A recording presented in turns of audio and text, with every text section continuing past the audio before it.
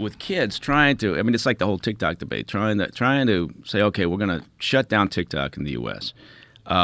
Or we're going to somehow try to enact regulations to keep kids from accessing porn online, right? And just think, okay, yeah, in theory, that's great. Shit, if you could figure it out, but it's just not going to happen, right? Because no matter what you do, once that kid leaves your house and all that technology is still out there, right? Somebody's circumventing it, right? Somebody's figured out some way. And most of these kids, it's incredible how smart these kids are nowadays. They're wizards. Yeah.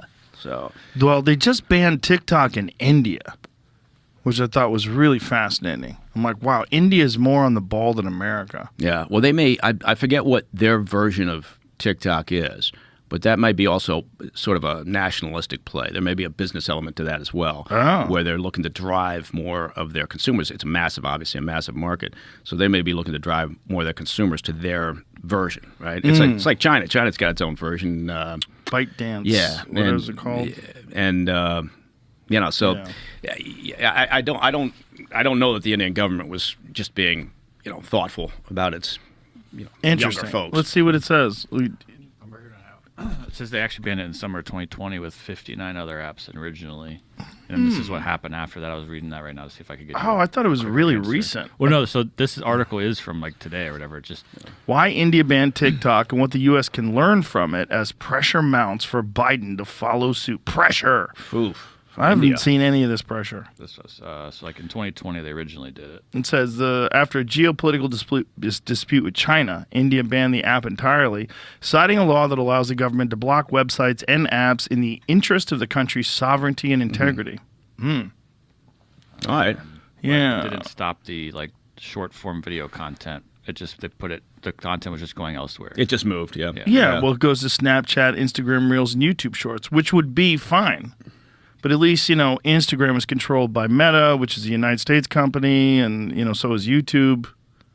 Yeah, the creepy thing is the data, and their policy. Right. When you agree to sign up for TikTok and you read like the use policy, like, whoa. Which nobody does. You did that. You read that. And it's like, people say, what the fuck? It actually says that. And I'm sure you drove a lot of people to that user agreement. It's probably the first time anybody's ever read a user agreement, right? On all of I couldn't fucking believe it when I was reading it.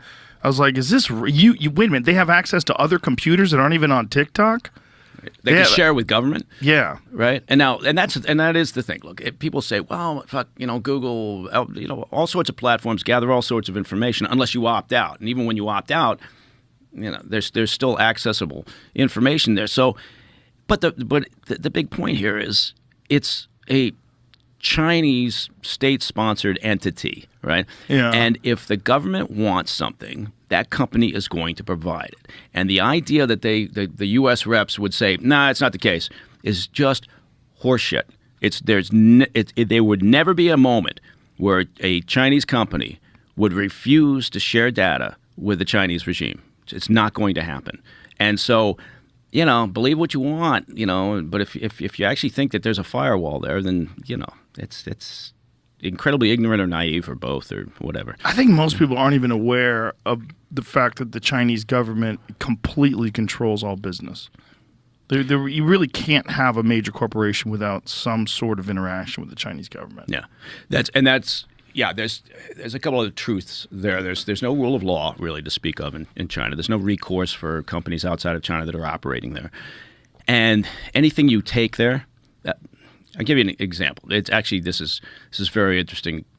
Well, maybe it's not interesting to everybody, but the end of this past year, so I think it was mid-November or so, the Department of Justice, released some information about it'd been a fairly long-standing case that the FBI had been involved in, and DOJ and others, about a Chinese intelligence officer. Now, the interesting thing about this case was this individual, right, Zhu, Yang Zhengzhu, was the first Chinese intelligence officer to be extradited to the U.S. And the story behind this guy is fascinating. He was a fairly senior. He's like a deputy director within the Ministry of State Security there in China. So a career intelligence officer. And he'd had about 20 years of experience. He started 10 years ago or so targeting specifically U.S. Aviation companies, both on the private and the defense side, and the government. And he went after, as just one example of, and he was now sentenced to 20 years in prison, just at the end of this past year. So, as an example, if you look at what he did, it's a perfect case study of how the Chinese intelligence works to gather up information, right? To steal, excuse me, economic intelligence. So hold on there. Remember that clip where Marco Rubio reached for his water? I don't remember that clip.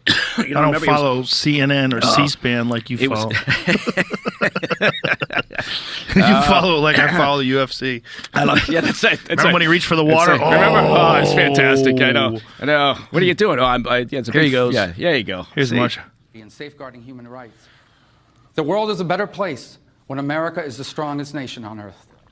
But we can't remain powerful if we don't have an economy that can afford it. In the short time that I've been here in Washington, nothing has frustrated me more than false choices like the one the president laid out tonight. The choice isn't just between I big don't trust government. you. Whoever told him you should do that, don't do it. First of all, drink out of a goddamn man-sized bottle of water. What's up with that little bitch-ass-sized bottle of water? It's like somebody took off an airplane. Yeah, that's ridiculous. So, That's there from you go. a little kid's little kindergarten table. And that's all that people talked about after this Of course. rebuttal. We're petty. Yeah.